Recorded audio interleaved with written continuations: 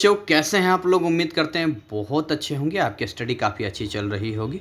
और अगर अभी तक आपने चैनल को सब्सक्राइब नहीं किया है तो जल्दी से चैनल को सब्सक्राइब करके बेल आइकन क्लिक कर दें, ताकि ये आपके सिलेबस और आपके स्टडी से रिलेटेड जितने भी वीडियो जाते हैं वो टाइम टू टाइम नोटिफिकेशन के जरिए आप तक पहुंचता रहे। आइए आज हम बात करते हैं आपके क्लास 10th NIS के हिंदी सब्जेक्ट के अध्याय 7, जिसका टॉपिक है, जिसका शीर्षक है आज़ादी। देखिए, आज़ादी का मतलब हम सब जानते हैं, ये कोई नई परिभाषित करने वाली चीज़ नहीं है। और 1947 में जो हमें आज़ादी मिली है, उसे कितनी बड़ी कीमत चुकानी पड़ी है, कितना हमारे जो बलिदान दिया है लोगों ने, ये सब हम जानते हैं। तो यहाँ पर है, आप कभी कभी यह सोचते होंगे कितना अच्छा होता है कि यदि आपको अपने ढंग से जीने के लिए स्वतंत्र छोड़ दिया जाता। जब कभी आपको कोई टोकता है तो आपको बुरा लगता होगा, आप शायद नाराज़ भी होते होंगे उस पर। आप पर किसी तरह का बंधन ना हो तो आप अपनी मर्जी के मालिक होते, जैसा आप चाहते वैसा कर पाते, जहाँ घूमना फिरना चाहते अपनी इच्छा के अनुसार कर पाते। लेकिन आप यह भी जानते हैं कि कुछ पाने के लिए मेहनत करना ज़रूरी है, कुछ बनने के लिए डिसिप्लिन, अनुशासन ज़रूरी है। आज जिसे आप आज़ादी समझ रहे हैं वह कल अनुशासन के अभाव में बंधन बन सकता है। किसी भी व्यक्ति के लिए आज़ादी के क्या मायने होते हैं, आज़ादी के संदर्भ में उसकी क्या क्या जिज्ञासाएं होती है, आइए इन सवालों से परिचित होने के लिए मलयालम के प्रतिनिधि कवि बालचंद्रन चुल्लीकड़ाट की कविता का आनंद उठाएं। एक चीज़ मैं और आपको बता दूं, क्लास 10th का भी लाइव क्लास स्टार्ट हो गया है। तो आप जिस सेशन के भी हैं आप हमसे कांटेक्ट कर सकते हैं। हमारा व्हाट्सअप नंबर है 9643480201, और इस नंबर पे आप कांटेक्ट करके पूरी जानकारी लाइव क्लास की ले सकते हैं और यहाँ से अपने स्टडी को और अच्छा कर सकते हैं। लाइव क्लास जनरली मैथ और SST के लिए आप कांटेक्ट कर सकते हैं। नेक्स्ट हम लोग बात करते हैं, इस कविता पे आते हैं, आज़ादी। उस्ताद जी, आज़ादी क्या होती है, पूछा दर्जी से उसके शागिर्द ने। शागिर्द का मतलब शिष्य ने, उस्ताद मतलब गुरु। क्या वह चारागाह में उछल कूद मचाता नन्हा सा बछड़ा है? आपने नन्हे बछड़े को देखा, चारागाह में उछल कूद करता रहता है, क्या वो आज़ादी है? या सूरज में घोंसला बनाने को उड़ जाती चिड़िया? देखते हैं चिड़िया जो है मतलब उड़ती रहती है, ऐसा लगता है कि कहाँ जाएगी, तो सूरज में जाएगी घोंसला बनाने के लिए। क्या वो आज़ादी है? या उत्तर दिशा में दौड़ती सीटी बजाती रेलगाड़ी है जो उत्तर दिशा में आ रही, क्या वो आज़ादी है? या अंधेरे में चलता मुसाफिर जिसकी कामना करता है कि वह लैम्प पोस्ट। अब देखिए, लैम्प पोस्ट का मतलब बिजली का खंभा। तो अंधेरे में वो मुसाफिर चल रहा है जिसकी कामना क्या है, यहाँ पर क्या इच्छा है उसकी, कि वह लैम्प पोस्ट है, मतलब बिजली खंभा है। निश्चित नींद, या वो नींद निश्चिंत कर देने वाली, बेफिक्र वाली, बिना चिंता वाली।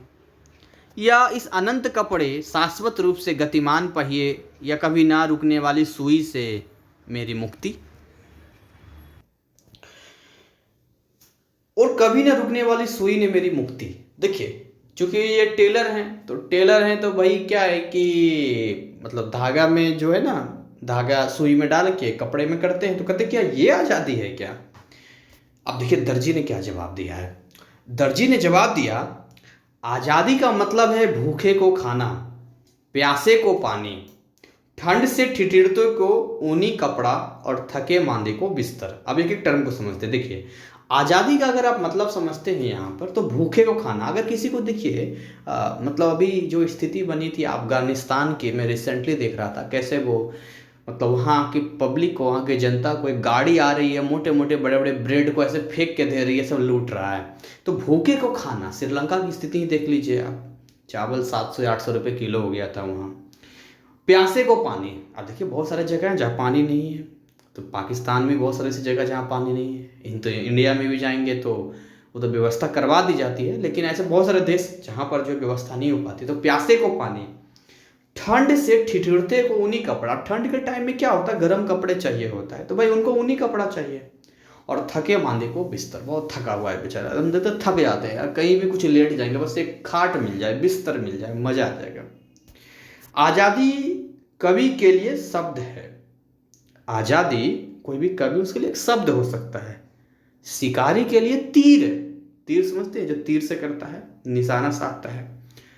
तन्हाई के मारे के लिए महफिल है। तन्हाई में बचा रहा है, गम में डूबा है, तो महफिल वहाँ उसको अच्छा लगेगा, अकेलापन नहीं। डरे हुए के लिए पनाह है, कोई डरा हुआ किसी से, तो भाई जो उसके डर को भगा सकता है उसकी पनाह में जाएगा, है नहीं, उसके पास रहेगा वो।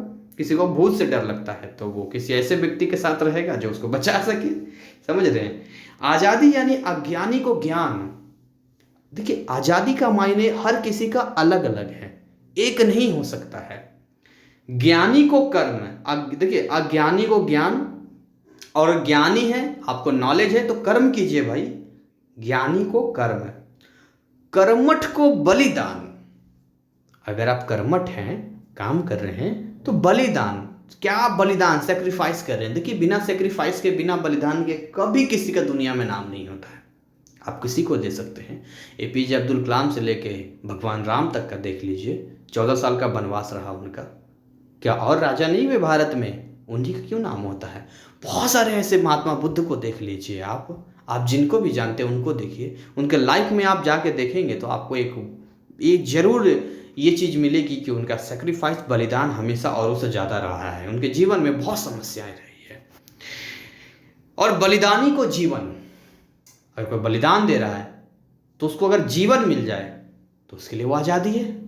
अब आर्मी को ही देख लीजिए, कितना बलिदान, कितना सेक्रीफाइस है वो, और लड़ाई में अगर वो जीवित रह जाते हैं तो उनके लिए वो आज़ादी है। पर जो कपड़े नहीं सिएगा, सपने भी नहीं देख सकेगा। भाई, सपने तो वो देख सकता है ना जो कपड़े सिएगा, जो मेहनत करेगा, वही तो कर सकता है। खाली सपने देखने से थोड़ी चीजें पूरी हो जाती है। सुई की चमकीली नोक पे टिकी है आजादी। वो कहता, देखो इस सुई को देख रहे हो ना, इसकी जो चमकीली नोक है ना बाबू, इसकी चमकीली नोक पे आजादी है। यही चमकीली नोक टिकी है आजादी। आजादी वह फसल है जिसे बोने वाला ही काट सकता है, और कोई नहीं काट सकता। वह रोटी है जिसे मेहनती ही खा सकता है, और वह कपड़ा है जिसे दर्जी ही पहन सकता है। यह कहकर दर्जी फिर से कपड़े सीने लगा। शागिर्द की उलझन दूर हुई और वह सुई में धागा पिरोने लगा। मूल लेखक बालचंद्रन चुलिकाट, अनुवाद जो है असद जैदी ने किया है।